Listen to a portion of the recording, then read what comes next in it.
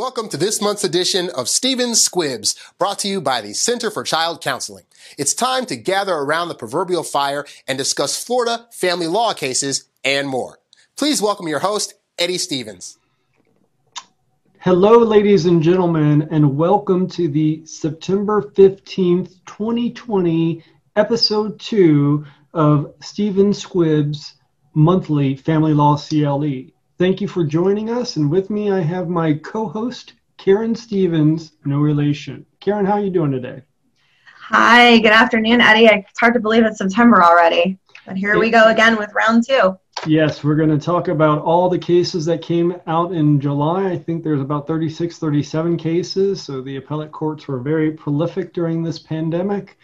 We will have a board cert tip from a very special guest, and we're going to end with an extra half an hour of technology with the folks from the family law software. Anna Taitt is going to give us some tips on how to best use that software.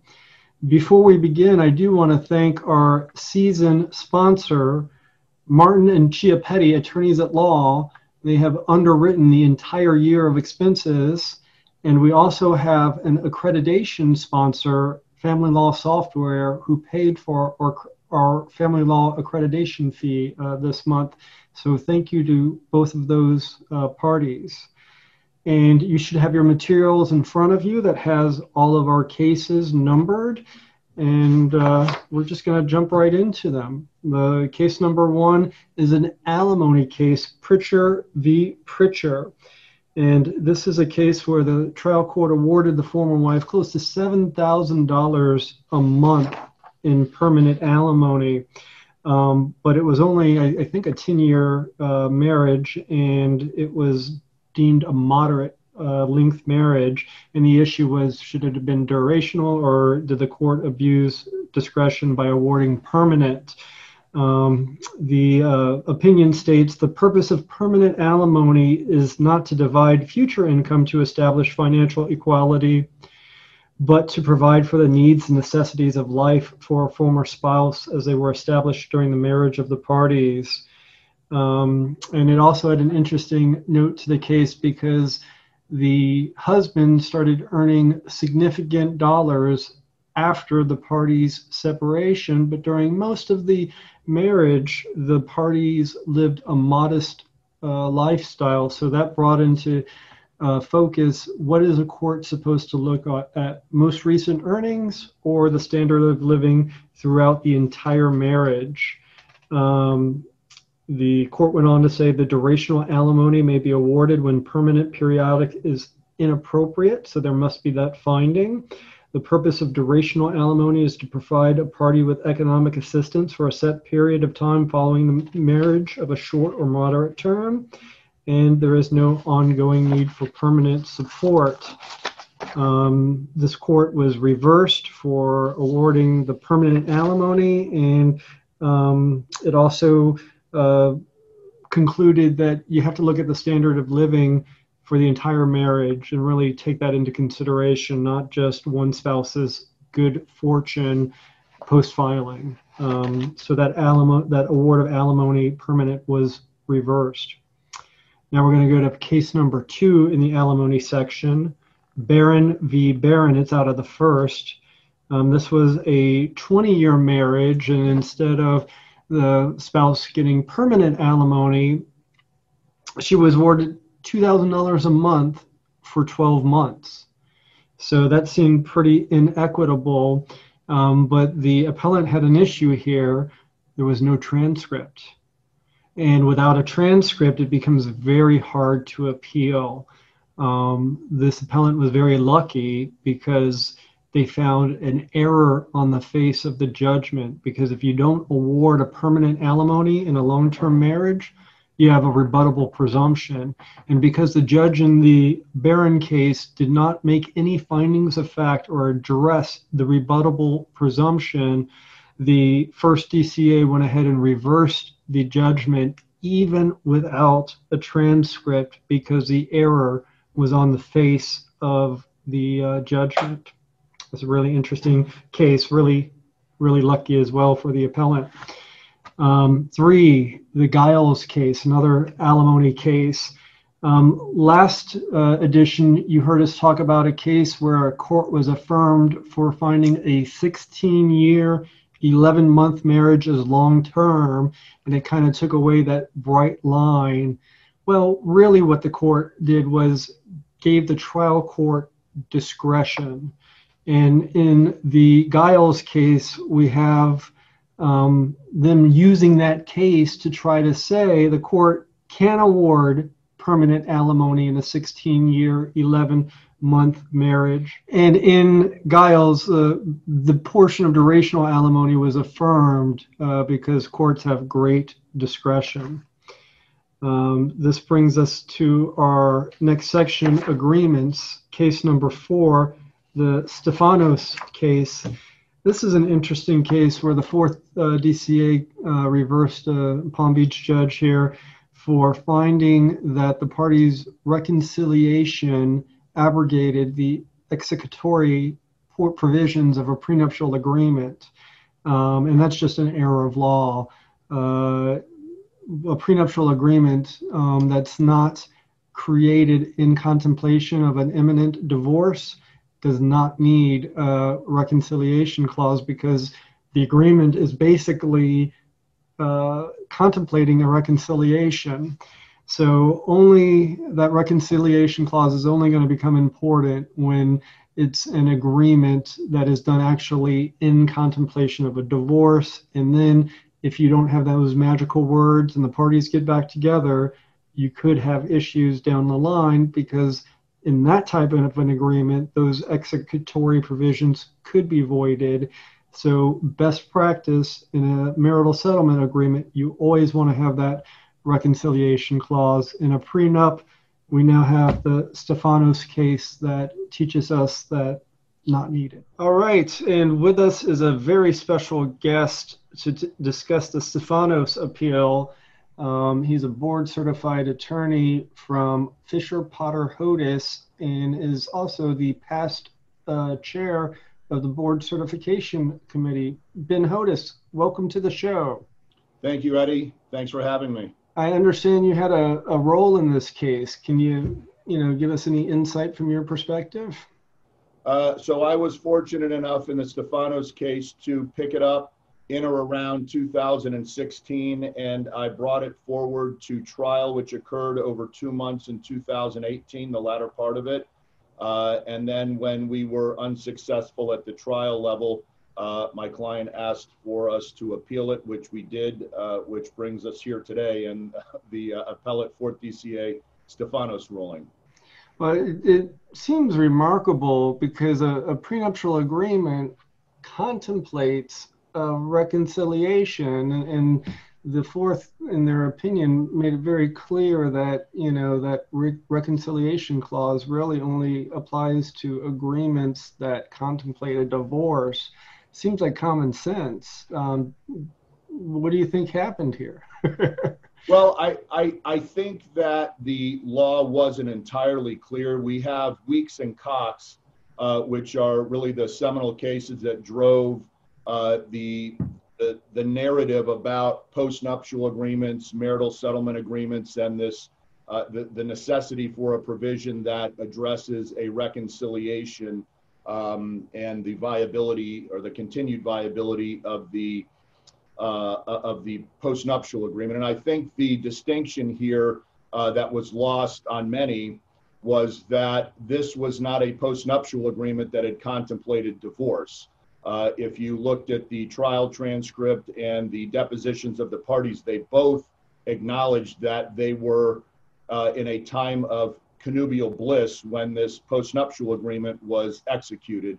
And it was at the behest of the now former wife's family, who was exceedingly wealthy and wanted to ensure that any inheritance she received was protected. And so it was one of those agreements that, basically said, hey, my family's got a lot of money that could be coming to me, and so I want to protect it. Thankfully, there were bilateral protections in the agreement where both parties sort of agreed that what's mine is mine and what's yours is yours. which I guess in this instance was fair since there was such a substantial amount of wealth. But the bottom line is, in this circumstance, there was never any marital breakdown, at least not at this juncture in the marriage. So reconciliation was not something that was forecasted or needed at the point. Yeah, it's almost implied in the agreement. So as a best practice going forward, are you going to throw a reconciliation provision in prenuptial agreements that aren't contemplating divorce just to be safe, or you think the Stephanos opinion protects you? Well, my fear is that there will be some antagonism throughout the districts. I thought the 4th DCA did a really good job in ensuring that their opinion did not create any conflict among the districts, but to the extent we are practicing throughout the state of Florida, I would caution all practitioners that they should probably include it. There are rumblings in this case that the former wife may apply for relief to the Supreme Court. I don't think Supreme Court will take jurisdiction, but until there's a final order in this matter, certainly until then, I think it's a good idea to continue to include that reconciliation provision in marital settlement agreements and postnuptial agreements. Well, I'm not aware of a case that conflicts with this, so I doubt the Supreme Court would be interested. So congratulations on prevailing on the appeal on behalf of your client and creating some interesting clarification of a case law. While we have you on the line, as a former chair of the board certification committee for family marital law, I was wondering if you could just give us a couple tips on how to take the test for those watching. I think the most important aspect of taking the test is studying for it. And so when I took the test, I took it once back in 2007, and candidly, I was not serious about it at that point and only studied about 60 or so hours, and I was unsuccessful. The second time around, I think I studied somewhere between 150 and 175 hours. And so I think it's all about studying. But I guess a more practical tip, because everybody hears that, we test on the nuances. We don't want you to regurgitate case law. We don't want you to regurgitate statutory provisions. And while that's certainly an important component in the test taking, or I guess studying, because you have to know how to apply the law to a fact pattern that we provide for you, we want nuance. And so a lot of people think if they just, they come up with a funny or silly acronym for all of the factors under alimony and they can write them down, that they're going to do well. And that's not the case. In fact, when we're reviewing the tests throughout the committee, there's a lot of frustration when people do that. We want to see analysis, and there's a lot of times where there's not a right answer, and we want you to see both sides of the argument and argue it, and then of course give your opinion about what you think should happen. But most people don't do that, and I will tell you that the ones that pass almost across the board do that. And you showed great resiliency and bravery, saying that, admitting that you didn't pass the first time, and not too many people do. This past year, only 4 people who took it passed. Would you encourage those folks that weren't able to hit it the first time to take it again? Yeah, I think I'm the best example of that. And I wouldn't suggest that the people who were unsuccessful didn't care or didn't put enough effort into it. I think many of them did, because I've heard from a lot of them and said, God, I studied so much. I think now that they've taken the test, because it's not like the LSAT where you can go back through all of the years and, take tests, over and over again and kind of get a feel for how the LSAT works. In this instance, you really only get one shot at it unless you fail, and then, you can take it again, obviously. So I would tell those test takers, there's really no magic behind it. You've just got to, you've really got to look at the nuance, because that's what we're looking at. Well, Ben, I appreciate you sharing your knowledge and your thoughts with us today, and thank you for joining us. Eddie, I really appreciate you having me today. Take care. Okay. So our next section we're going to go into is appeals. And the first case I have, I figured I'd start with a real simple one. This is the Albra versus Zendi case. This is out of Broward County.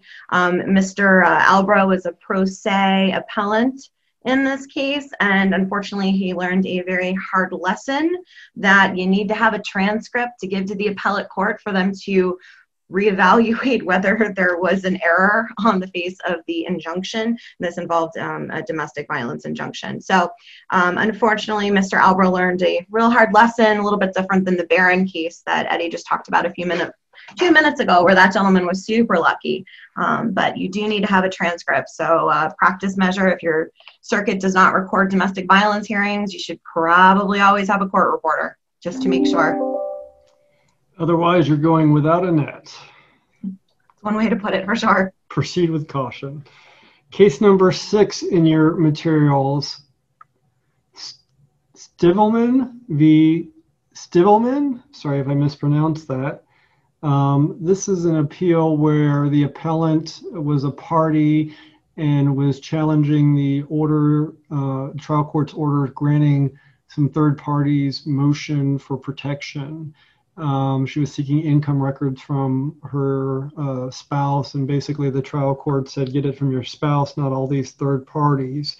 She took it up as a writ of cert, and that writ of cert was denied because there was no showing of irreparable harm. These writ of certs, we saw a couple pass in our last meeting, but this one was denied because it wasn't someone trying to get a trade secret or someone trying to get medical records. It was someone being blocked from getting records, and a writ of cert just does not apply in that situation. Caryn, you want to tell us about 7 and 8? So number 7, the Polly versus Marie opinion that was included in your materials, that opinion was actually withdrawn just recently and superseded by a second opinion. So that's why the Polly versus Marie number 7 in your materials is lined out. So we'll be talking about Polly versus Marie probably in our October CLE because there is a new opinion. Our next section is attorney's fees, and the first case in your materials is number 8, the Levy versus Levy matter. We're going to talk about that for just a second. This is a Miami-Dade case. This was a post-judgment matter. It involved this very lengthy titled motion that the former husband filed, and it was called Motion to Compel Former Wife to Reimburse the Former Husband for Support Overpayments, Children's Expenses, and Debt Incurred in the Name of the Former Husband, Motion for Credit Against Future Spousal Support Obligations as a Consequence of Money Advanced to the Former Wife, and Motion for Attorney's Fees and Costs. So that's like an 8-line title. But what the former husband in this case learned is that the length of the title didn't necessarily support the evidence here. This was a matter that was heard by the general magistrate. General magistrate ruled and determined that the former wife was not in contempt of all of those things that Mr. Levy had complained of, and they did not grant his motion. And these folks had been divorced by a settlement agreement that included our famous prevailing party provisions. And the general magistrate hearing the case found that the former husband's motion to be denied and recommended that, but then did not recommend that the former wife be entitled to her attorney's fees under the prevailing party provisions. And then the former wife took exceptions to the magistrate's report, went up to the judge, and the judge down in Miami-Dade denied the exceptions and refused to award the former wife her prevailing party fees against the former husband, even though she had clearly prevailed in defeating his very lengthy titled motion. And what this case discusses is that under 57105, Section 7, the statute makes prevailing party contractual fee provisions reciprocal. And it goes back to when the statute was changed. I think it was in 88. So anything that happened from 88 forward, it went back and changed the language. So if you have a case that has a prevailing party provision in a settlement agreement and one party prevails, because one always will prevail or at least prevail in part, the prevailing party provision is reciprocal in nature. So the appellate court found that the trial judge erred and the court does not have the discretion to just decide not to award these prevailing party fees. I think as a practice tip, there has to be a strategy going into creating an agreement, and there's an option to a prevailing party clause. You can do a defaulting party clause, and in that case, it would prevent that reciprocal fee claim from the person that is enforcement is sought against. So there are two ways to go on that, and you should probably discuss both options and counsel your client with both different options when crafting these agreements. Our next case is Taitt v. Hudson, which is kind of an interesting case. Mr. Taitt obviously angered the trial court in testimony. He said he could probably make $500 a day as a limo driver. So the appellate court imputed $125,000 a year in income. That was reversed, but that's not really what we're talking about. We're talking about attorney's fees as a sanction. The court obviously didn't like this guy and hit him with attorney's fees and said that it was specifically here the trial court found the former wife should pay the former husband's fees, but limited those fees based on the former husband's contentiousness, which did make litigation longer and more difficult. The trial court gave no findings as to how difficult the husband made it or how much more additional litigation was required. And because of that, it was reversed as a sanction, because those findings of fact are super important when it comes down. I think you just can't rely on Rosen v. Rosen and say it's unnecessary litigation. You have to point out the specific billable entries that were caused by this type of conduct under the inequitable conduct doctrine and really spell it out. And a judge just can't pick a number arbitrarily as a sanction. It's really got to be supported. And the best way to do that is give your judge the evidence and spell it out. Do a demonstrable exhibit and spell out each and every billable entry that is a sanction, and give the judge something reliable that they can have faith in relying on, so you can get that sanction award instead of just looking at tea leaves and hoping for the best. So now we're going into enforcement land, and I'm going to talk about case number 12, which is the Foreman v. James case. And we have some interesting cases when it comes to erroneous orders. We know that there's some law out there that says the fact that an order is under an appeal or could be erroneous is not a defense. But in the Foreman case, the timing was very important because the underlying order was appealed and actually reversed. So this is a case where a writ of cert was appropriate, and the appellate court was reversed for finding someone violated a court order that had already been reversed. On that note, we are going to now send case number 14 to Ward Dame and attorney Gina Szapucki. So this is the Giles case from the 2nd DCA, and this was a dissolution of marriage action where the parties originally resided in Germany and they moved to Florida. They had a marital residence here, and there were many issues in the case, but the one we're talking about now is equitable distribution with the marital home in Florida. The issue, what the trial court did is, in order to value the house, both parties presented a value to the trial court. and the trial court wound up splitting the difference of both parties' values. And what this case teaches us is that the trial court, it is not appropriate for the trial court to split the difference of a value. The court has to state whether they agree with one party's value or the other, as in this case. Unlike in mediation, where you can split the baby, courts are pretty restricted to taking one value or another, would you say? Yes, I would agree. Thank you, Gina. That takes us to case number 15, and I rarely go outside of family law, but 15 is a foreclosure case. But it's really interesting because it deals with a Supreme Court opinion on the business records exception. How often do you see that? And there's a split opinion. You have a 4-4, and you have a really strong dissent by Labarga, and Polston concurred with the dissent. So it's just kind of a crazy opinion. It was a foreclosure case, and the defendant really didn't put on a case. He just challenged the introduction of the key documents because they had a 25-year-old executive, a 25-year seasoned executive vice president testify as the records custodian, and they made the hearsay exception that was denied at trial.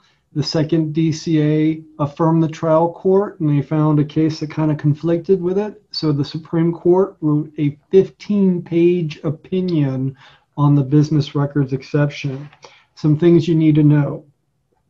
The general rule is hearsay is not admissible unless it has a specific exception under the statute, and we know that's under statute 90.801 sub 2.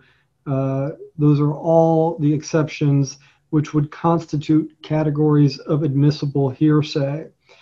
There is a portion that deals with regularly conducted business activity, records of, and there is a very specific predicate that needs to be laid.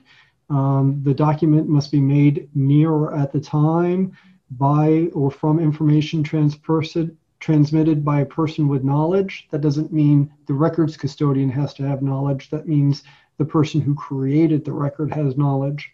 It must be kept in the course of regularly conducted business activity, and it was the regular practice of that business activity to make those records.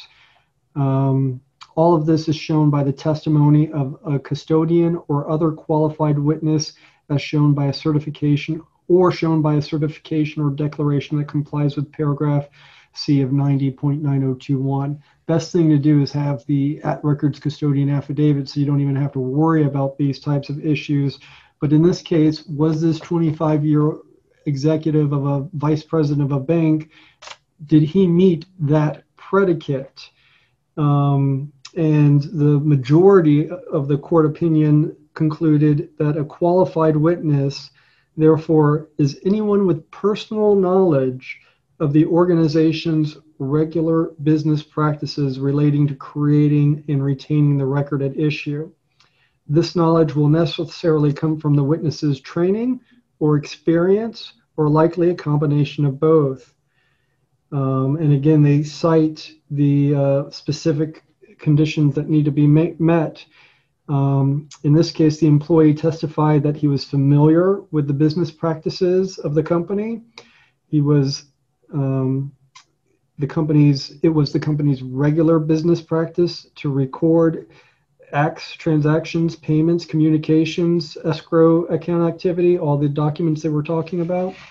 He further testified that the documents, basically testified to all of the other requirements in the predicate. So the issue was he qualified to do that? And the majority said yes. You don't need to have the specific knowledge of doing that actual test.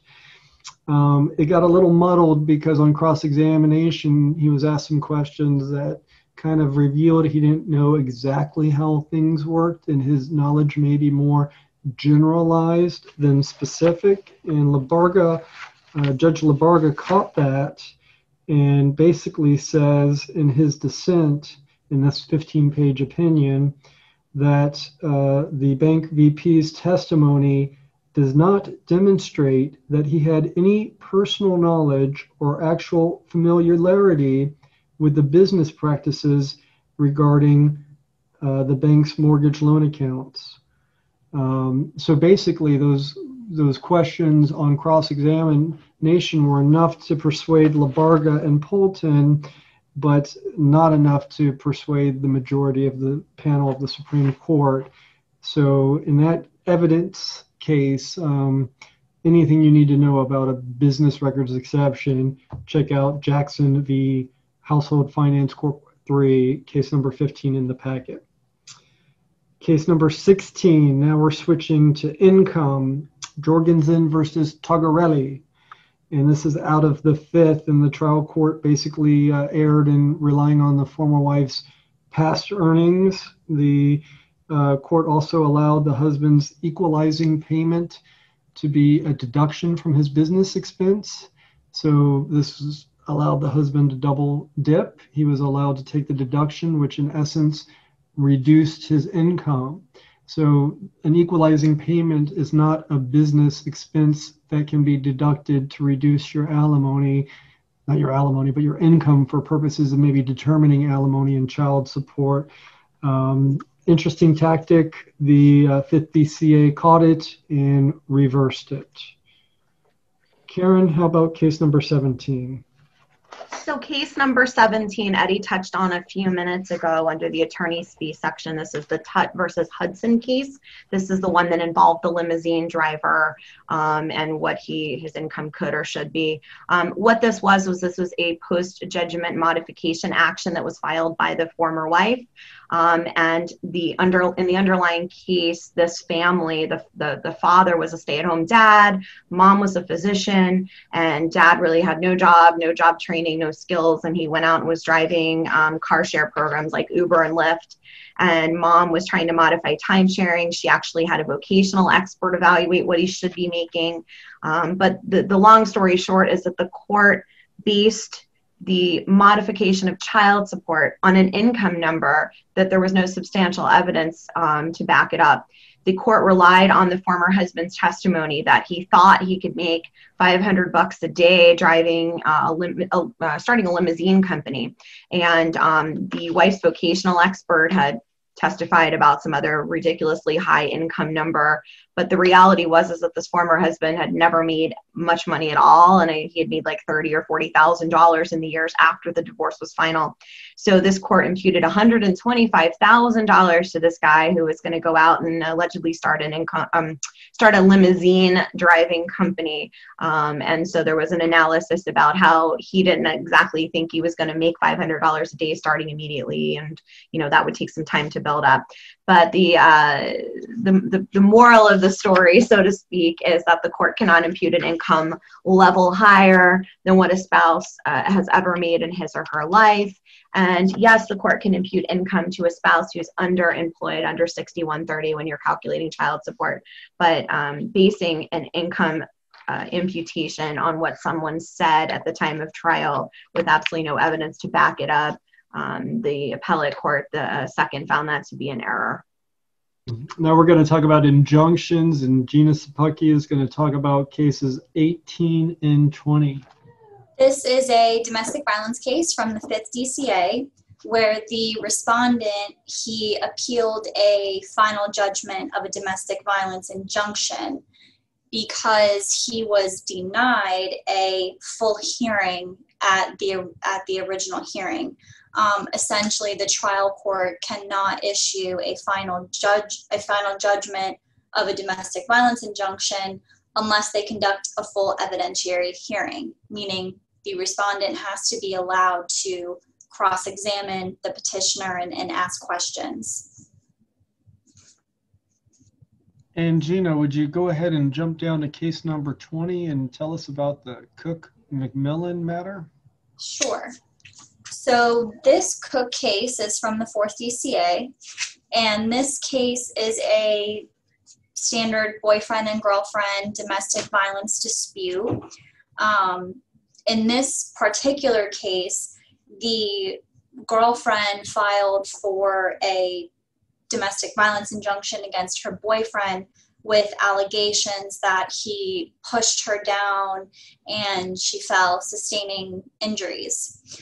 During the hearing, the boyfriend presented evidence that that was in fact not the exact case. She was drinking, she was intoxicated, he didn't intentionally mean to harm her. However, the trial court granted the injunction. But what this case seems to teach us is that it was not enough for the girlfriend to state to the court that the boyfriend did this one allegation of pushing her down. You have to be able to show that there is going to be some future and imminent harm to the petitioner. Here, the girlfriend could not establish that the boyfriend was going to harm her further in the future. She had no documentation, no communications, and it was error on the trial court to award this 2-year injunction to the boyfriend. So not only must there be acts of violence, but you also have to have that fear, imminent fear that there will be some kind of domestic violence in the future. Yes. Gina, thank you so much for those summaries. Thank you. Staying in the injunction world here, this is the case of JGG versus MS, and this was out of the 5th. This is an Orange County case. In this case, the wife or the woman had filed a petition for domestic violence injunction, and then it was served upon the respondent. And basically, they went to a hearing, and at the time of the hearing, there were only 2 allegations pled by the petitioner in the domestic violence petition.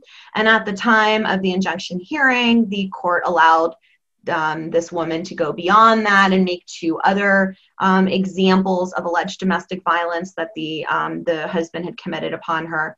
And they were not contained within the 4 corners of the petition, and they were outside of what the former husband, as the respondent, was put on notice of. So the court found that the court entered an injunction, and the respondent appealed, and what the appellate court said was that allowing the petitioner to testify beyond the scope of what was contained in the domestic violence original petition violated the respondent's due process, because he did not have notice and had no preparation, was not prepared with evidence, and so on and so forth. So this was reversed, and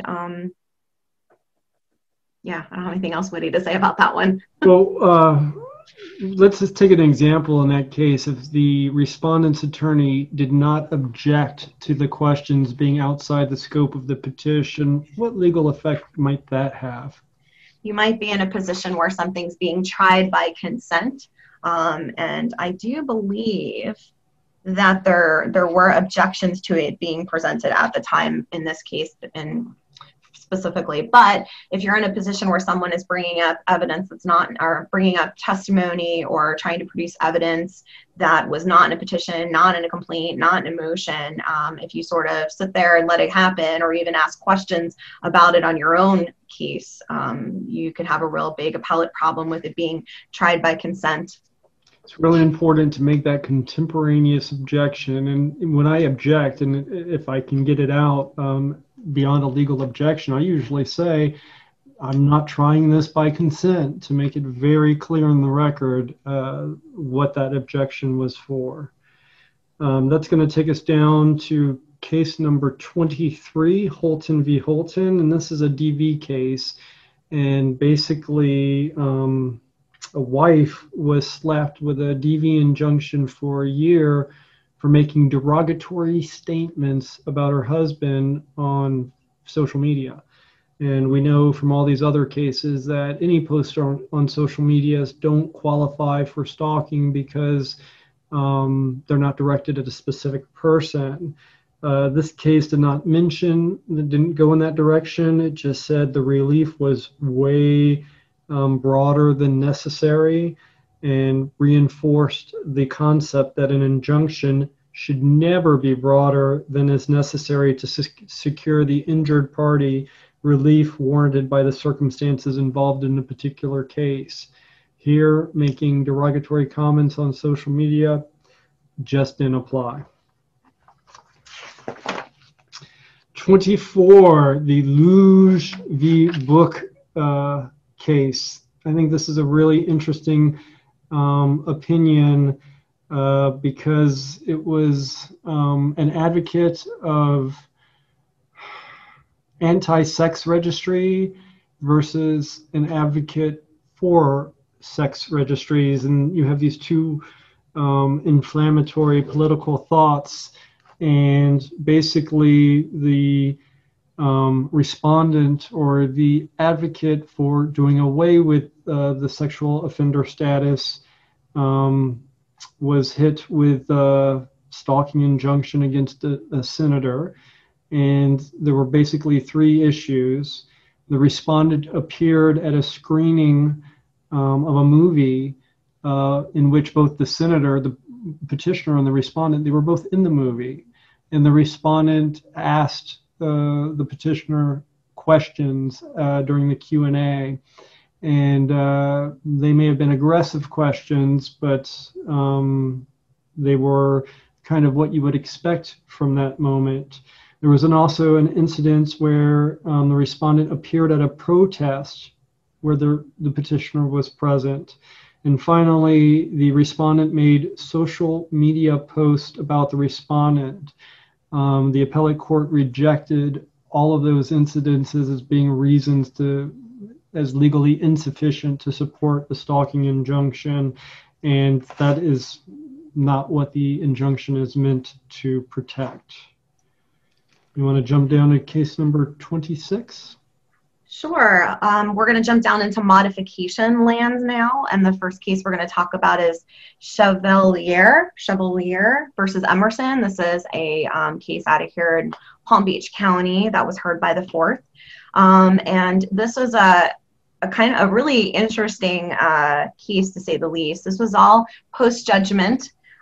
These folks were originally divorced in another state, and then the court order from the other state was registered down here. And at that point, the father filed a modification action, some contempt motions against the former wife, a motion for social investigation. And what was pretty much rooted in all those pleadings before the court was the father saying that the mother had violated parental responsibility issues and time sharing denials and things like that.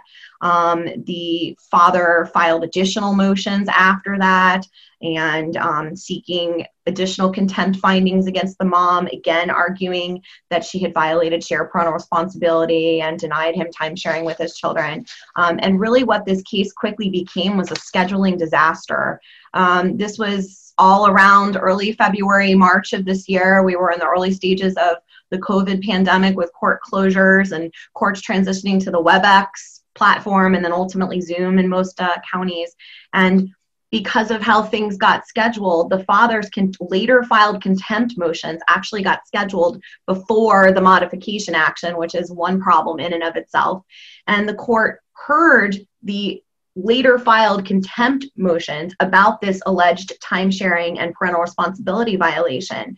And right before those hearings, the mom's counsel withdrew. Mom was pro se. Mom filed motions to continue and said she couldn't appear for these hearings. And basically what happened is the court held these contempt hearings without the mom's participation. They found her in contempt, and they actually entered an emergency pickup order for the sheriff to come pick up the children from the mother and deliver them to the father. And what the court did is took the original time sharing order and modified it to the point where the mother had 0 time sharing and gave dad 100% of the time sharing, and went on to say that the mother had to complete this intensive programs or steps in a program so as to even be able to see her children. And while the law recognizes that when you have somebody violating a time sharing plan under 6113, you can actually, under contempt finding, modify some of time sharing. But what the appellate court differentiated in this matter is that this was not just a simple quickie modification. This was a massive overhaul of the original time sharing order when there was already a modification action pending that was set later and had been filed prior. So the appellate court, when the mom appealed this case, the appellate court found that absent an emergency, there was this was a complete abuse of discretion for the court to zero out mom's time sharing and put all these restrictions in place when there was no emergency and there was already a modification petition pending about this issue. So a complete modification of something that drastic was improper. And now to join us, we have a very special guest, Doreen Inkeles, who is a partner in the law firm of Charles Jameson. She's also a board-certified marital and family attorney, and she was also involved in the Chevalier case. Doreen, are you with us? I am. Eddie, how are you this morning? First, you have to tell me how to actually pronounce that name, like the old actress, right? Chevalier. Chevalier. Like people who remember Maurice Chevalier. And this is a really interesting case because it's the first case I know of that has this particular holding, and I was hoping you could share some of your comments with us. Okay. And when you say this particular holding, I want to make sure that we are on the same page. So tell me what you think the holding is. When I read it, this looked like a very contentious post-judgment modification involving time sharing, and the court, during the pendency of that modification at an interim hearing, actually modified time sharing, terminated a parent's rights without there actually being emergent circumstances. And I am not aware of a single other case that holds that specific proposition. Okay. Well, this was a very interesting case for sure. And I came onto the case actually rather late because this case had started sometime right before the summer of 2019. And I didn't get involved in the case until early April of 2020 after the order, which we appealed, had been rendered. So yes, it was a very contentious case. Absolutely. It was post-judgment. The mother had relocated with the children from Texas in 2014 with court permission. She actually was a pilot, which is kind of an unusual profession for a woman. And she had been a pilot for 25 years. And father resided in Texas. And at some point, the children who were teenagers, which I also found interesting in the opinion, because usually when you read an opinion, I don't really notice that the court so much mentioned the ages of the children, but in this case, they were, they surely mentioned that the kids were 15 and 17 at the time. So when the case started, they were 14 and 16. Father had started a modification proceeding because the children started to refuse time sharing. And of course, he blamed the mother, as is the case in so many of our situations, right? And there had been a hearing, which was before my time on the case in September of 19, regarding the time sharing and some therapy for the children. And while the court didn't hold mom in contempt at that particular hearing regarding the time sharing, that's where the court put in the first order, what the fourth notes on page 2 of the opinion, which is the mother shall use all reasonable means of parenting skills to enforce time sharing requirements, whatever that means. In any event, children continued to refuse time sharing. Father filed several motions for contempt. They were scheduled in March. The opinion, what I find very interesting about this opinion, aside from just the holding, is, or are really, the flags that whether the fourth intentionally or unintentionally put into the opinion. the things that they maybe thought were particularly interesting or would be looked at perhaps a later date if this were to come back. And can I just share with you a couple of them that I noticed? I don't know if you picked up on them. Is that all right? Okay. Why we have you on, Doreen? Okay. For example, on page 2, they talk about the mother's attorney withdrew from representing her in February 2020, and then her scheduling problems began. Well, that was an interesting little quote there, because she had asked for a continuance the day her attorney withdrew of this March 30th contempt hearing. And she explained to the court that she was scheduled to have surgery the following week because she had a very bad fall on concrete and messed up her arm and her shoulder and everything. And she was scheduled for surgery the following week. And the court said no. And the court also said, I think you have enough time to get an attorney to represent you in the March 30th hearing, or you can represent yourself, even though you're having surgery next week. So there will be no continuance, just merely because you either don't get counsel or cannot get counsel.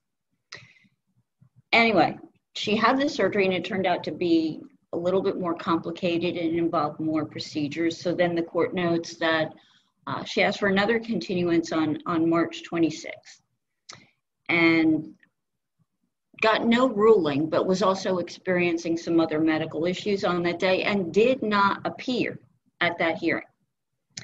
And that hearing went forward without her. So basically, you know, that order totally deparented the woman at a hearing she wasn't at, and it was only an hour hearing too.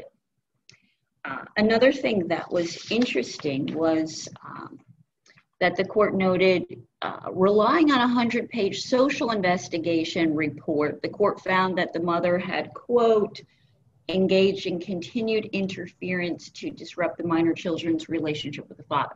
The social investigator was at that hearing. There was no transcript, by the way, so this order was reversed just based on the record that I put together, as opposed to there being a transcript, because opposing counsel didn't have a court reporter at that hearing. How convenient. I don't think that was even mentioned in the opinion that it was without transcript, was it? It wasn't. So that's remarkable, because you know, the only way to win on that type of an appeal is to show error of law on the face of the order. So excellent job. Correct. On the face of the order and in the record.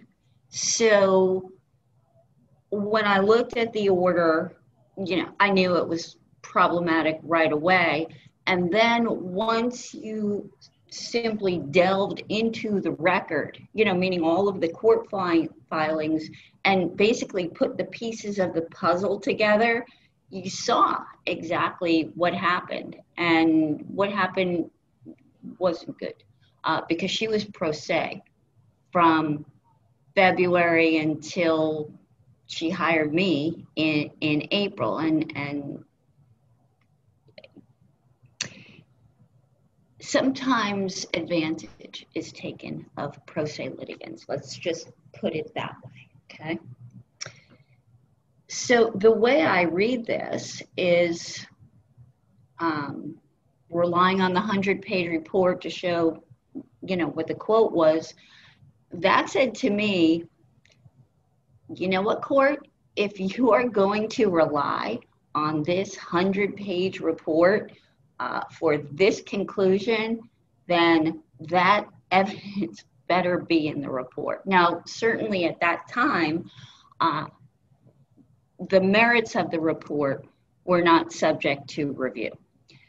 But to me, this is just kind of a flag that says to me, if it comes back and we have to look at this and we have to look at that report, we want to see the evidence in the report that shows that. And you know, this case is kind of near and dear to my heart because this is kind of what happens when power and authority are abused.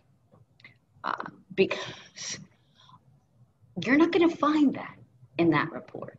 You know, you're going to find, unfortunately, 100 pages of confirmatory bias and pandering to one particular side. The conclusion that the social investigator reached is not in that report, but for the fact that she might have been particularly looking for something like that. So we might seize on this little thing here or that little thing there to formulate that conclusion. And taking things that are not fact and calling them fact. And when they come to the court, you know, when a social investigator is saying, in fact, this happened, they have a lot of clout. You know, they're PsyD, PhD, been around for a long time. Of course, the court, you know, is going to trust what they say as either fact or, you know, their opinion has to be correct. And unfortunately, that's not the case because people skew facts and things get kind of twisted. And so there's a lot of unraveling that has to be done. And then, of course, this intensive series of therapeutic steps, which the court mentions a couple of times, that's going to be very problematic because, you know, when someone recommends go to therapy, which is actually a very long, protracted type of therapy, and then this individual, that individual, the other individual are going to determine at the end of the day if you have improved in your empathy. How do you measure that exactly? You know, that's going to be a problem, and I would be curious to see how that may be handled in the future should there be another appellate brief.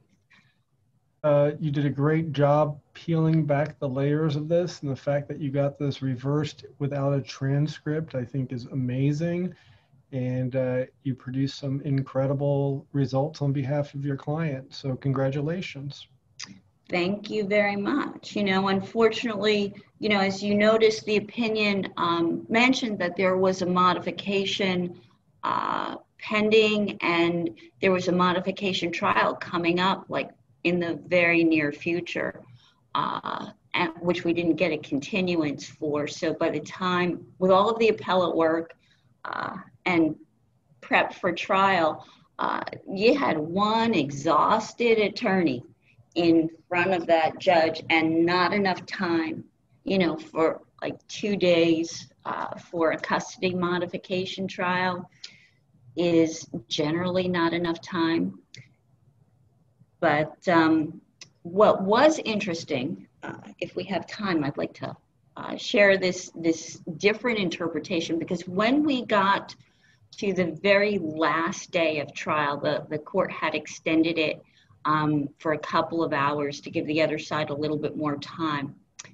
And that the day before that last day, the opinion came down. So that the opinion came down July 15th, and the last day of the trial, of course, was July 16th. And what was on the table during trial was they had filed a motion for commitment. You know, after the contempt, they said she didn't comply with what she was supposed to. So they wanted to lock her up. So you did away with an erroneous order just in the nick of time. It was, you know, the client's first name, as you can see by the opinion, is Mary, and talk about a Hail Mary coming from the court. But what happened was we got to trial, and if you look at the end, I mean, if you look at the beginning, it says, you know, this is a reversal of a contempt order. And then at the end, it says, to the extent that the orders on appeal modify time sharing, we reverse without prejudice to litigate that issue at a scheduled modification hearing, which we were at. And then they affirmed, a portion of the order whereby mom was actually ordered to pay the social investigator's fee for attending that contempt hearing. So opposing counsel said, well, Judge, I don't think they reversed the contempt per se. I think they just reversed the time sharing. So I think I should be allowed to continue to proceed on my commitment hearing. And I was like, oh no, this was a complete reversal. That's like clear in the last paragraph, the opinion. Yeah, reversed and remanded. But so because the judge, we were having closing arguments even the next day on July 17th, and the client was staying in Minnesota, living there for the school year, because that's where the kids were going to school at this really nice private school up there.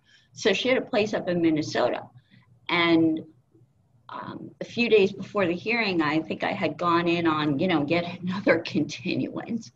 And the judge actually said, I want your client here in Florida, in your office, on the 17th for closing arguments, or at the end of closing arguments for any rulings that I may make. Gee, you're going to rule on commitment, Judge. So you want her here so that the sheriff can come and just throw the cuffs on her, and we all know where you're going with this. So luckily, the opinion came down obviously just in time. But what the court had said was the court wanted to do the contempt remand then. I was like, Judge, the thing just got reversed yesterday. It's not noticed for today.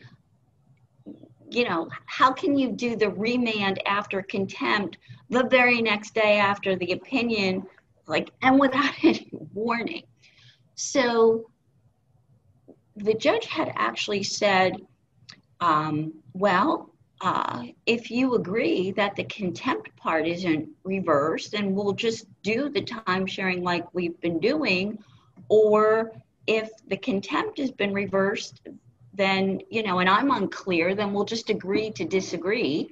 And we're going to do the contempt again, right now. Yeah.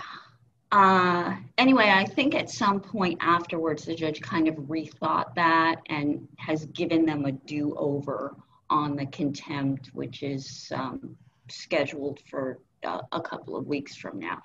So, talk about, here I walked in on the 16th thinking, got this reversed, don't have to worry about her going to jail. It's all good, deal with that another, any contempt another day, and maybe he'll just give up and go away. And, only to find out that, opposing counsel had this other interpretation, so that was an interesting circumstance. But, look, it was a lot of work. I filed the notice of appeal, April 10th and, April 21st, because obviously we tried to vacate, because based on the Denker case, you're not going to take an order of contempt like that and not try to set it aside, or at least move to vacate first. So we did that. And, naturally, we also tried to disqualify the judge.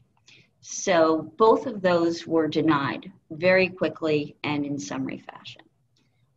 So not only did I take the appeal up to the 4th, but I also took up a petition for writ of prohibition. And within 9 days, because I knew I had to work fast, I got them both up to the appellate court with a motion for expedited review. And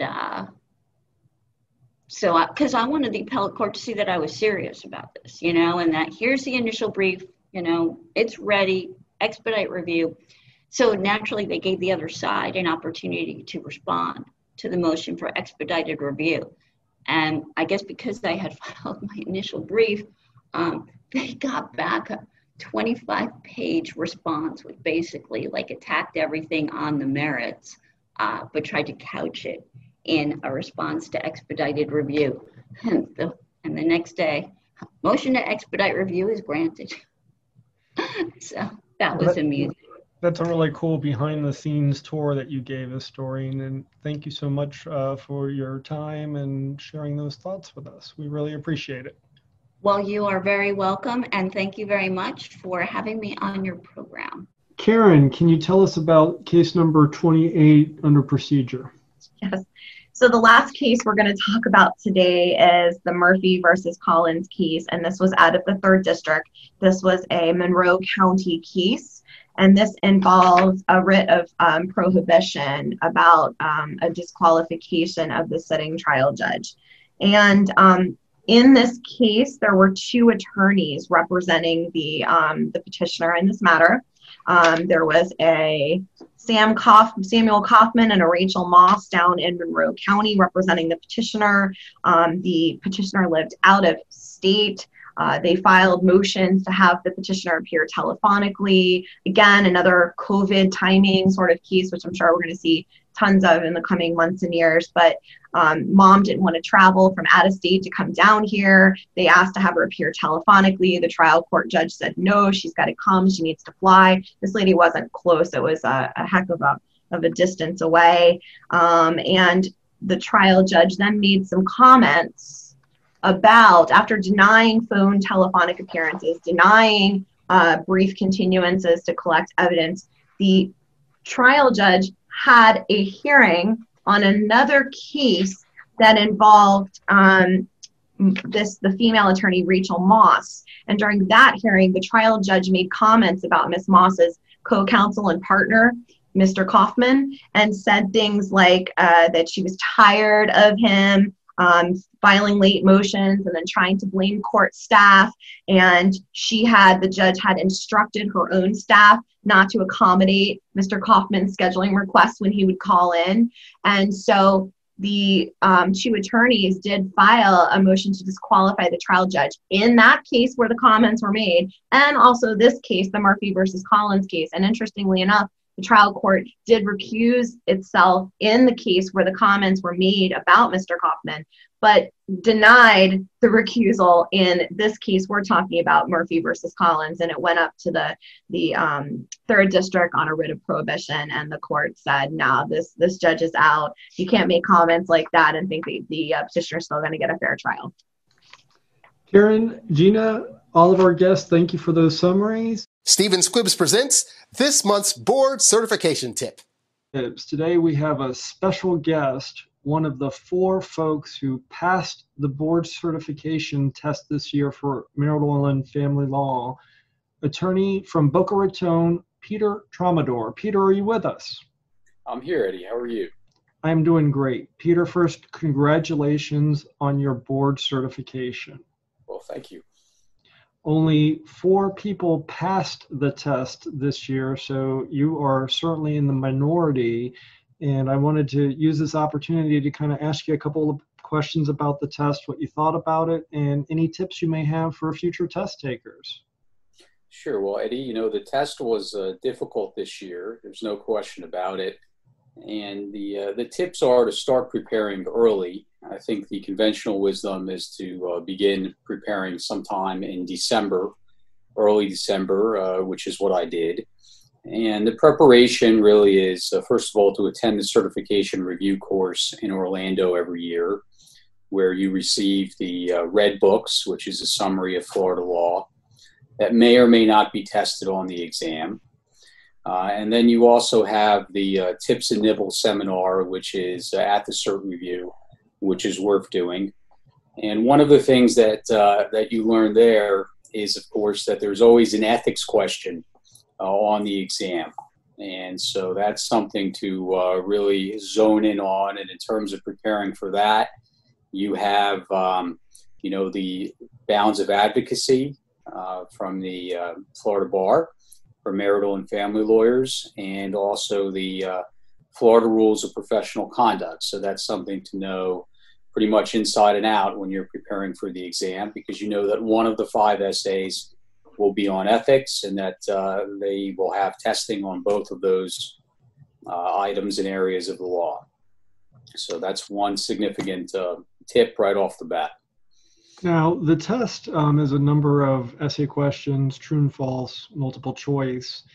And as a past chair of the board that created the test, I have a lot of experience in writing those questions and grading them. Sure. From a recent test taker perspective, did you think it was a fair test?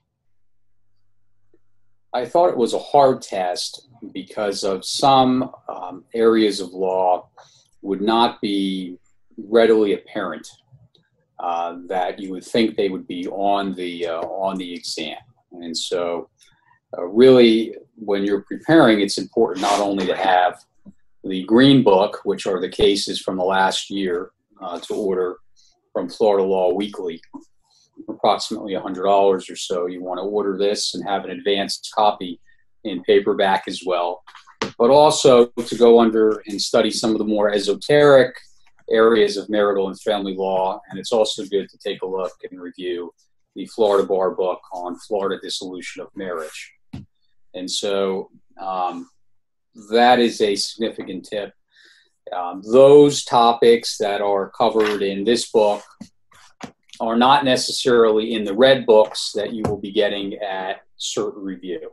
And so you really do need to take an additional step and go a little further above and beyond what's provided at Cert review for the potential test takers. So the board Cert committee communicates to the test takers all the core subjects and the sub-core subjects.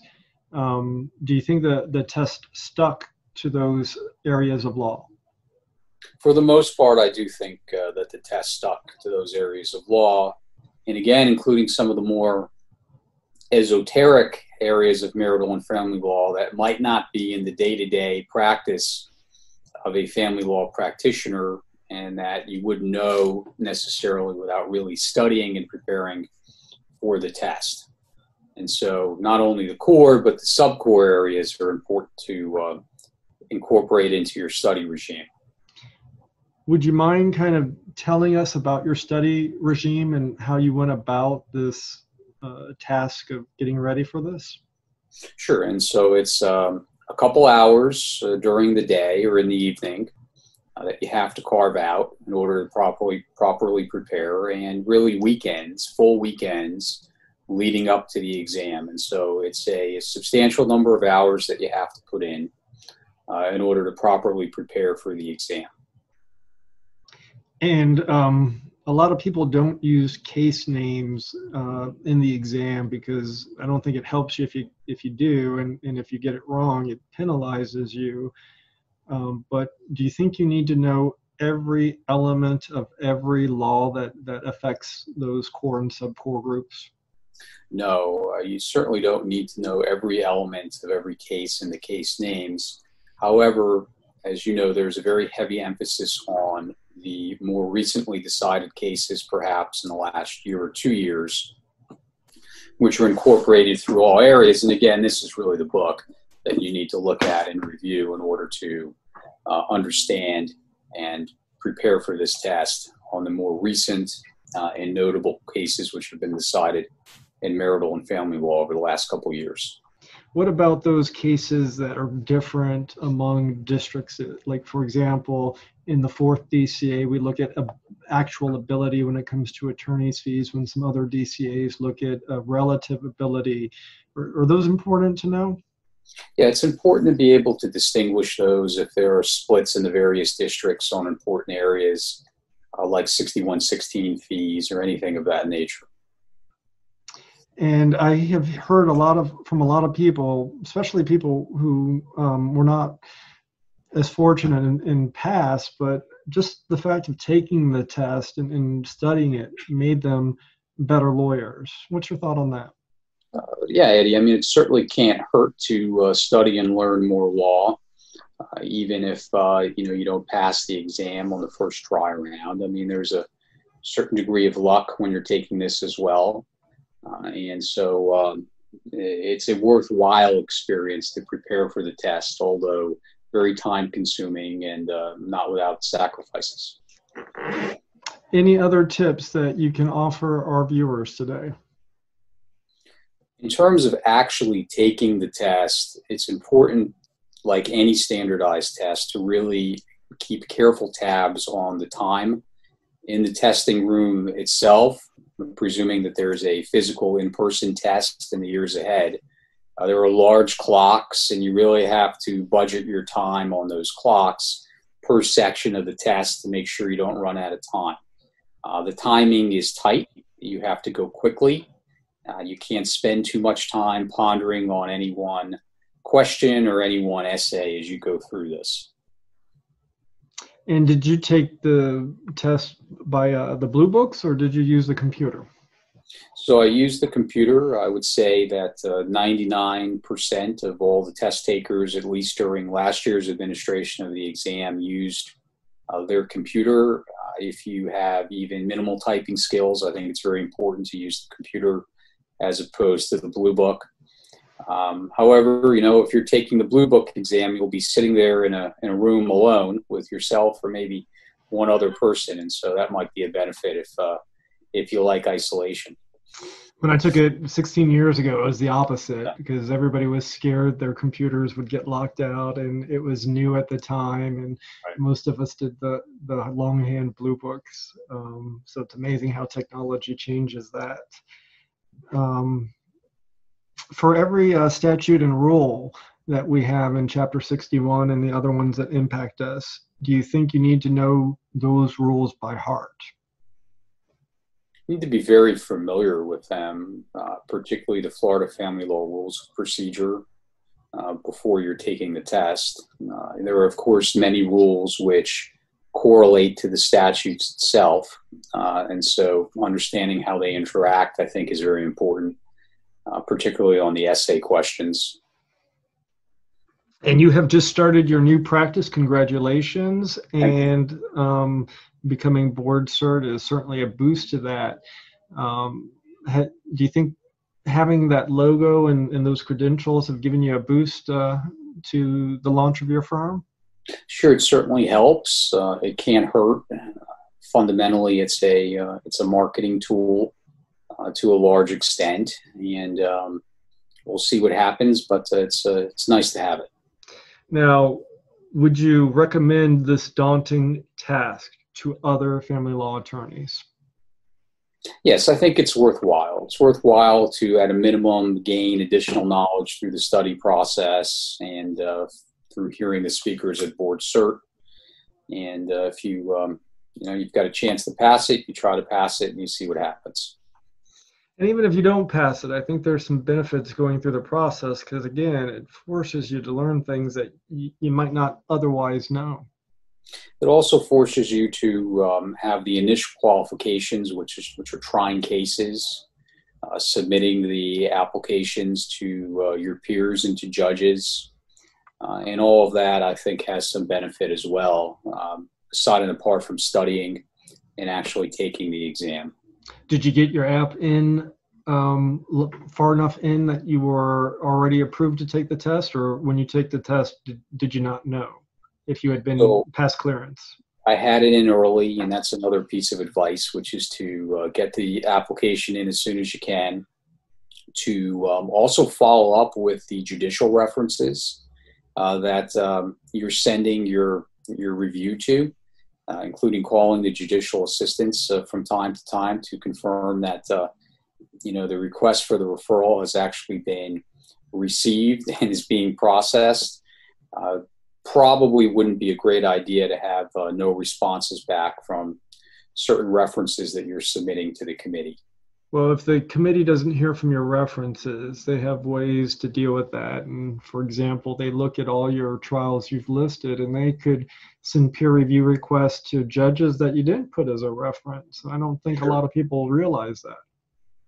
Yep, absolutely. Well, Peter, thank you so much for your time today, and congratulations on this pillar of your career. It is really an impressive feat, and we're all very proud of you. And thank you for assisting others who may be taking the test in the future. Thank you, Eddie. Much appreciated. Take care. All right, and in this month's edition, we have a very special technology segment where we have the folks from Family Law Software that are going to give us some tutorial in child support calculations. And with us today is, many of you know her, Anna Marie Taitt. She is an attorney with Nexus Legal Solutions. She's also a mediator for the 9th Judicial Circuit. And for 5 years, she's been the Florida representative for Family Law Software. Anna Maria, welcome to the show. Thanks for having me, Eddie. So we are Family Law Software, and so today we're going to focus on obviously the technology of calculating child support, but our program does more than that. You can do financial affidavits, look at tax calculations, alimony, and a ton of good stuff. But we're going to jump right into child support. And so in my practice and in working with Family Law Software, I have noticed a lot of common themes or mistakes that happen in calculating child support. So I'm calling this presentation Child Support Tips and Tricks. And so that's my information. So let's jump into the first huge mistake that practitioners make. And that is net versus gross income. And so we must always properly tax affect your child support. So the income has to come in gross. And so that's why you purchase software. You take those gross numbers and we do the tax heavy lifting for you. And I know this seems like a super basic thing that shouldn't have to be said, but it does. And so one of the things that the lawyers that are kind of rolling their eyes like, oh my gosh, why are we talking about this? Is when you see a practitioner that starts off with net income from a pay stub, I feel like that's a really great opportunity for you to step in and say, hi, this is the program that I use, or this is the program that the judge uses. Because a lot of times they're doing that because they've gotten away with it, number one, for a good amount of time. And number two, the free child support tools that are out there start with net income. So they have to go find that number somewhere to put into their free tool. And so never, ever use a pay stub. It's just not an appropriate way of starting your child support calculation. And one of the things that I feel practitioners don't realize is what a pay stub is. So a pay stub shows your gross income that came in for that time period, and it shows what your employer withheld for that time period. So at the end of the year, you might get a refund or you might owe more taxes. So there's a lot of other factors that go in to net income. And so that's why it's just starting any presentation on child support. I feel like that is like a huge starting point that has to be said. It's pretty easy for someone to manipulate their net income just by telling what their employer, what to take out, because they have that unilateral control, and they make it up by getting that tax refund at the end of the year. So I've always used Family Law Software to be kind of a reliable check to make sure those kind of manipulations are not going on. Yeah, and so it's just extremely important. Start with gross, start with software, and then it'll just be a huge time saver for you. So that's kind of like where I have to start. All right, so my next slide. So Eddie, let's pretend that you and I are opposing counsel and we have a paternity case. And so this is like a little mini hypothetical. I'm not going to read it. I'll just go over it quickly. So you and I have, mom and dad, and I call you up and I'm like, hey, Eddie, I filed my financial affidavit. It's beautiful. It looks great. And I'm giving you all my pay stubs, my client's pay stubs for the year. Maybe I'm just giving you a ton of stuff from their employer. And I'm like, great. I tell you that he hasn't filed his taxes, which is, fairly common for some people. And I say, let's get toward settlement. Let's get into mediation, and let's start talking child support numbers. Would you move forward with that basic information? Just the income sources that I've delivered to you? Well, I think it would give you a good indication as to salary, but as we all know, there's a whole lot of different types of income. Oh, and this is really common. I'm seeing this a lot with attorneys when I see their file. They'll have all of the income sources and they're going to focus on the deductions that are taxed and then under the statute. And I feel like that is a bit of a mini mistake, especially in paternity cases, because you're going to miss out on our next slide. And so I really want to discuss hidden income. And so in Florida, you have mandatory disclosure. And I feel like even in a paternity case, it's your friend. Because if you don't go through the mandatory disclosure, the bank accounts, the stocks accounts, all of that stuff, you could be missing out on a lot of these income sources. And I kind of want to go over them because they're just becoming more and more common. So stock accounts. So Robinhood has become huge. It's an application on your phone and you can set it up and immediately start trading stocks. And for your child support guideline, if you have capital gains, if you have dividend income, you're making money off of the stock market, that is something that I just might not have mentioned. I might not have mentioned it to my attorney. My attorney might not, have even thought to ask about things like that. So are you seeing, Eddie, in your practice, stocks, and are you seeing these Robinhood accounts that your clients are putting together? I have yet to see a Robinhood account, but now that you've mentioned it, I will be on the lookout for it and make sure my forensic CPAs are aware. It's huge. They've absolutely exploded. And so the other income source that I really want to make attorneys aware of as well is going to be high yield savings accounts. And so in 2020, the high yield savings account has kind of lost its thunder because of the dropping interest rates.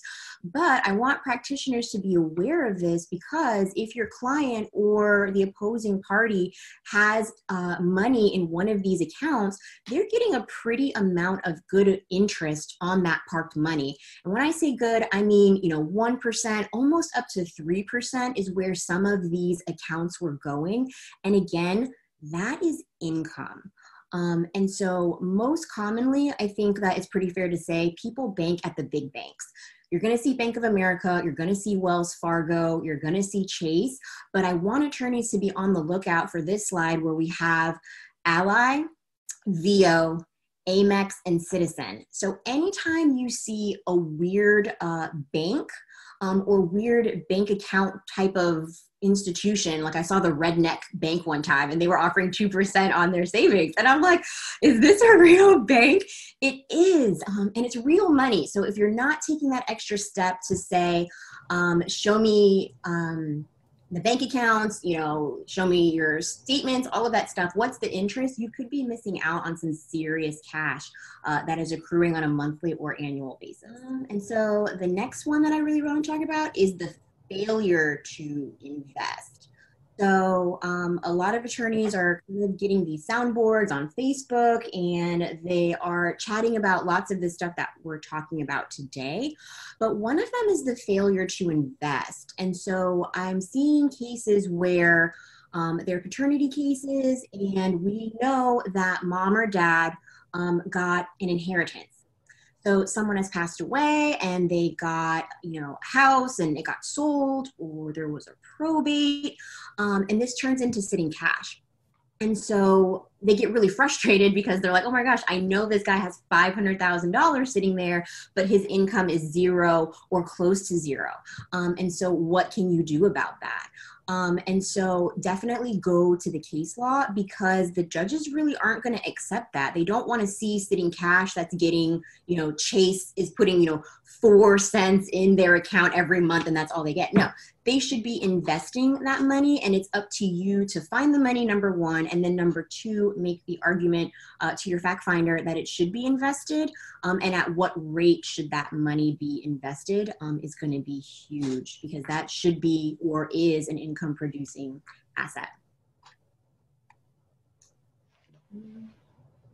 It's one of my favorite cases, Ruskin v. Springer out of the fourth, that originally, I think, stood for the concept of imputing income on those type of investments.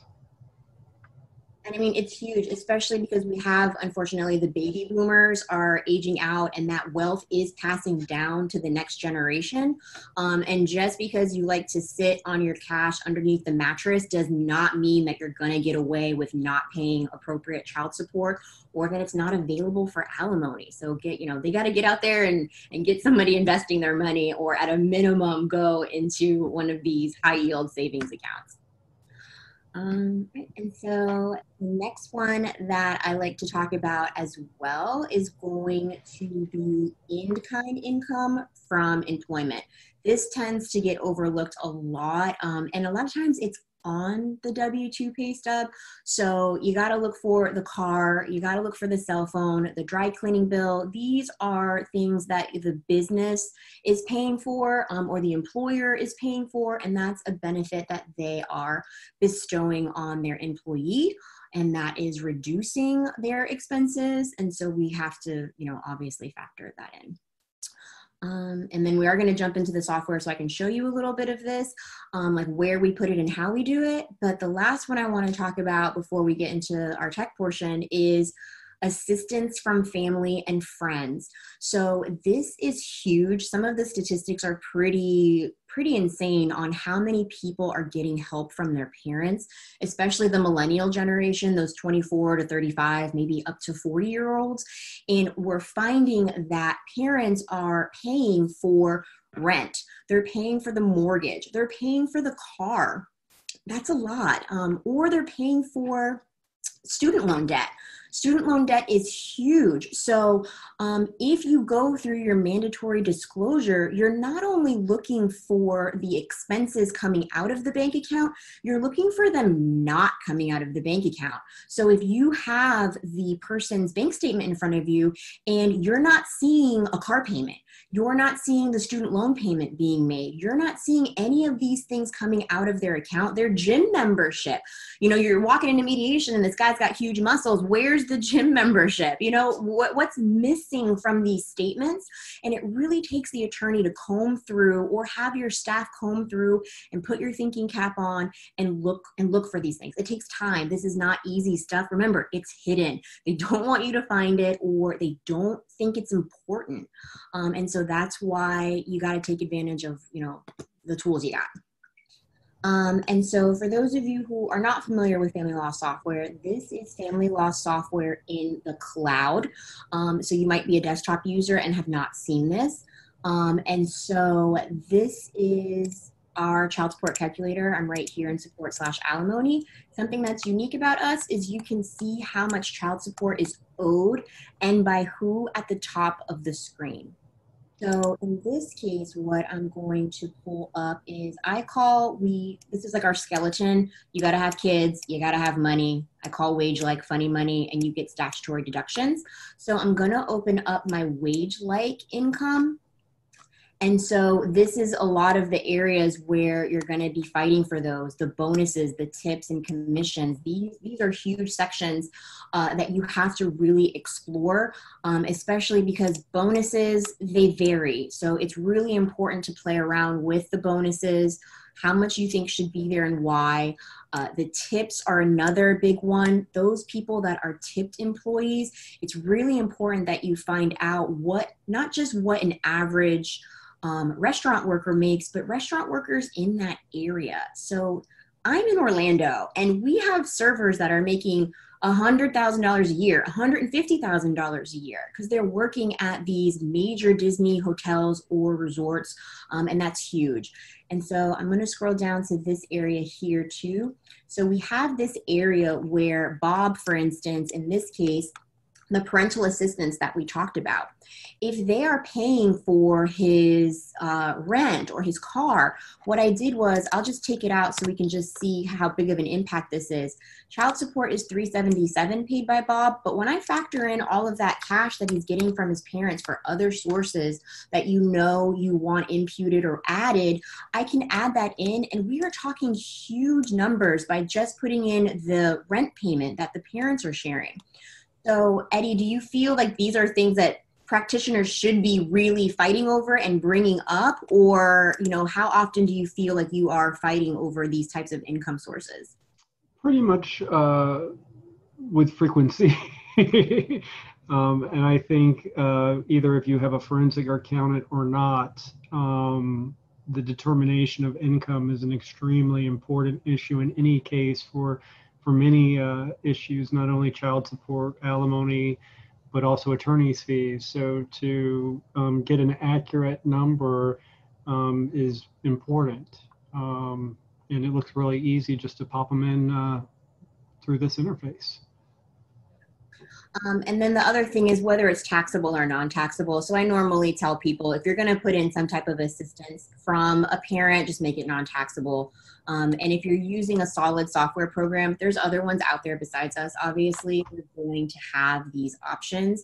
And you're just going to see, these are just absolutely huge numbers that we're changing. And so in our program, I'm going to scroll down to one more section that we have. We call this income from investments and pensions. So I'm going to pop this one open. These are those, when we were talking about banking, when we're talking about stocks, when we're talking about interest and dividends, again, you want to make sure you put it in the right area of your program to make sure it gets taxed appropriately. And also as lawyers, make sure when you are looking at a TD Ameritrade account or the Robinhood account, most people, what they do is the dividends are going to be reinvested automatically. So you really want to make sure you get that statement and tear it apart to see how much did they sell stocks? How long did they hold it? Are they getting dividends? Are they reinvesting it? It doesn't matter. They still made that money. So really have to pick that apart and kind of use your finance brain and really get in there, because you're going to see it's well worth it to advocate for your client on these points. If you have a recent tax return, it'll be right there on the 1040. And that's the big one too. So if they haven't been filing taxes, then it makes your job even harder. But when they're filing taxes, that should obviously be there. We're assuming there's like putting that into their taxes, but obviously be on the lookout for it. Gotcha. Hidden income that we're always going to be on the lookout for. But then the last one I really, really want to touch on is going to be businesses. So in the US, we have a lot of businesses. And so businesses are going to vary. So you might have an eBay business. You might have an LLC. You might have a corporation.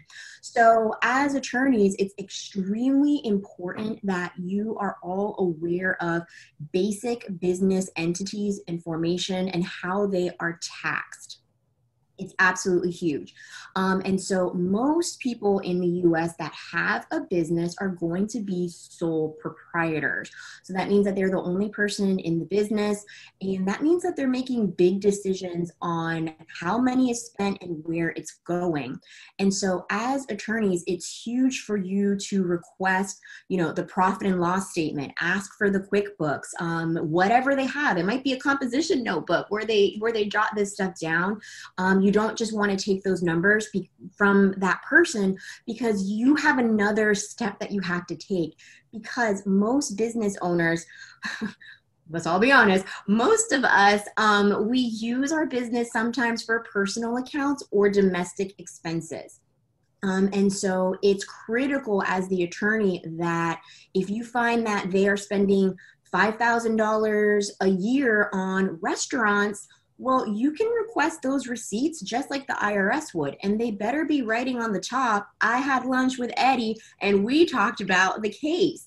If they're not doing that, then that's just not, it's not appropriate. And you can add that back as income to them, because they shouldn't be doing it with the IRS, but they sure are not going to get away with it with you in your family law case. Just don't let them do that. Just don't do it. Good tip. And they're going to be hidden. I mean, I talked to an accountant one time and they had CLE costs or education costs, and they were hiding the kids' private school stuff in that expense. And so when they're married, usually the spouse is going to know this stuff. The spouse is like, I've got the business Amex and I use it all the time. But in a paternity case, you're not going to have that information a lot of times. You're going to have to figure it out yourself because they might not have that intimate finance relationship. All right, and then the last thing I want to talk about before we get back into the software and kind of look at the numbers is you have to be aware of the LLC that elects to be an S Corp. Why is that such a big deal? So it's huge because there's certain tax advantages when you are an LLC S Corp. You have a pass-through deduction, so we have to calculate their qualified business income, which don't worry, your software will do that. And then they're going to get a pass-through deduction for that. Especially with the Tax Cuts and Drawback, that's what kind of created this whole thing. So as a lawyer, you have to remember, are they a solo? Is self-employment tax an issue in this case? Or are they the LLC S Corp? So you have to ask. Hopefully your client knows what they did. If not, your default is obviously going to be sole proprietor. And for those of you that have your own law firm, why aren't you an LLC S Corp? So definitely talk to your tax person and find out how you're personally being taxed and what could be out there right now. You know, you might benefit from being a corporation, a C Corp, but you got to talk to your tax person about that. But still, as a lawyer in family law, you definitely need to figure it out for yourself as a business owner and for your clients. So Eddie, how often are you seeing in your practice these business owners and these business type issues? The wage earner is the funnest and easiest type of case, but depending on different business entities and how they form it, that's where we roll up our sleeves and get a little dirty. Yeah, and sometimes you just don't, your clients, even though your clients own a business, they might not be able to afford a forensic accountant or someone to come in here and like look at the books. They might not have a tax person anyway. So as the lawyer, you know, when you have the software, it's going to help you when you have those gray areas that you can plug in some numbers and figure out some stuff. And so with this concept, I'm going to show you a little mini demonstration on what I'm talking about.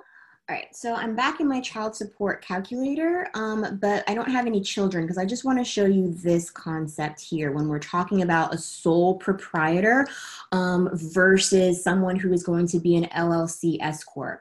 So what I did in my program, and this is a very rough demonstration because when you are an LLC S Corp, there's other things you have to do, but just to show you some dollars. So in this case, Anna's making $60,000 a month and I have her as self-employed. So that means that she is a sole proprietor or a solo LLC. And so what I'm going to do for Bob though is I'm going to make him an LLC S Corp. So we've got Anna and she is a sole proprietor. And with Bob, what I'm going to do is I'm going to scroll down and go into his business, and I've put in the same amount of money. So $60,000 on an annualized basis is $720. And I told the program here that he is an S Corp. And so the reason this is huge is that even though they're making the same amount of money, when I pop into my, let's just go into my child support guidelines so we can see what that box looks like. Here on a side-by-side basis, they're making the same amount of money, except that Anna is a sole proprietor and Bob is an LLC S Corp. And you can see the difference. Bob has more money available. That means Anna's actually paying more in taxes. And so it's really important that we are properly tax affecting the party's income. And so this is showing on a side-by-side basis that maybe it's better to be an S Corp. But most importantly is your program should have a place that you can look at the taxes. And so I'm going to go into reports and I'm going to look at my taxes. And here again, on a side-by-side basis, they're making the same amount of money, but they're paying taxes in a completely different way. And so Anne is subject to self-employment tax, Bob is not. So at the end of the day, this is like our full breakdown of the taxes, even though they're both single, et cetera. At the end of the day, we can see Anna's paying $40,000 in that self-employment tax on an annualized basis. That's a lot of money going out. She deserves to reflect that in her net income. And at the same time, Bob, he's not paying that because he is an LLC S Corp. And so while this is an extremely simplified concept as far as like what would happen, obviously it would be a little different, but it's just showing you how little teeny things that seem insignificant make a huge difference on the parties. That means their available income is completely different than you initially thought. And that means all of your numbers are going to be very different. And so again, that's why you definitely want to use a program or consult with someone about what's going on with your clients. I hear the sound of hundreds of professionals running to change their corporate structure as we speak. If people want more information on family law software, where would they go? Just go to our website. We have a free 14-day trial at familylawsoftware.com. You can reach out to myself. My contact information is a part of the presentation. And so this is just all stuff that we have to know, we have to apply. It's relevant to our own personal lives and businesses, but more importantly, every time a case walks through the door, you're going to be prepared and applying these concepts. Well, we appreciate your time in helping us get that technology CLE, and I will certainly be on the lookout for these Robinhood security accounts. And thank you for joining us. And that brings the entire episode of this month's edition to an end. We thank all of our guests, and we will see you again next month on October 15th. Thank you for watching. Thank you for joining us for this month's edition of Stephen Squibb's Monthly Family Law CLE. We hope to see you again next month. In the meantime, do something that matters. Visit www.eddiestevens.com for more information.